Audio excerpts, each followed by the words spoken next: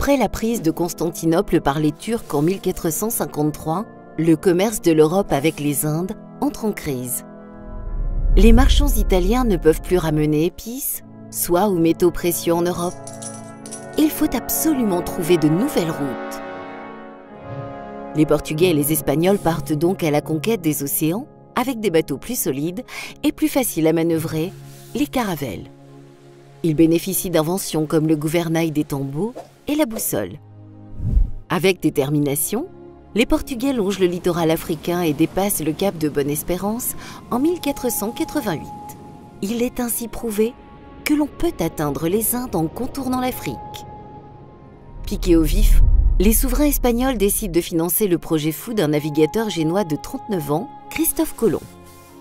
Comme tout le monde, bien sûr, Christophe Colomb sait que la Terre est ronde, mais il sous-estime sa taille et croit pouvoir atteindre l'Asie sans escale en naviguant simplement vers l'ouest.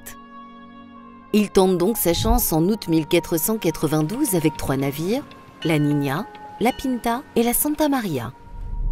Après 36 jours de navigation en haute mer, alors que les équipages sont prêts à se mutiner, un cri s'élève de la Pinta. « Terre, terre !»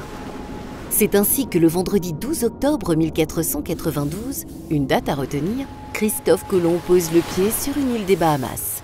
Il la nomme San Salvador, Saint-Sauveur en français. Il établit un premier contact avec la tribu indigène des Arawaks. Il les nomme Indiens car il est persuadé d'avoir atteint l'Inde.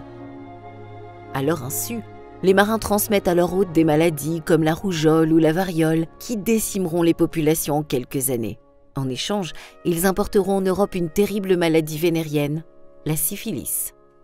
Christophe Colomb poursuit là-dessus son exploration d'île en île. Il débarque à Cuba, puis sur l'actuel Haïti. Le soir de Noël, la Santa Maria s'échoue. Comme il devient impossible à tous les hommes de revenir en Espagne, un fort est construit sur place pour 39 marins. Malgré cela, ils seront massacrés par les autochtones.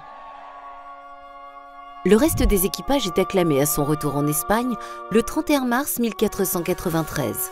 Mais les plus applaudis sont les 7 Indiens ramenés par Christophe Colomb. Le navigateur génois entreprendra 3 autres voyages dans les Antilles. Il mourra riche, mais sans savoir qu'il a découvert un nouveau monde et bouleversé à tout jamais l'ancien. Tous les ans, le 12 octobre, les Espagnols et les Hispano-Américains célèbrent son exploit. C'est la fête de l'Hispanité.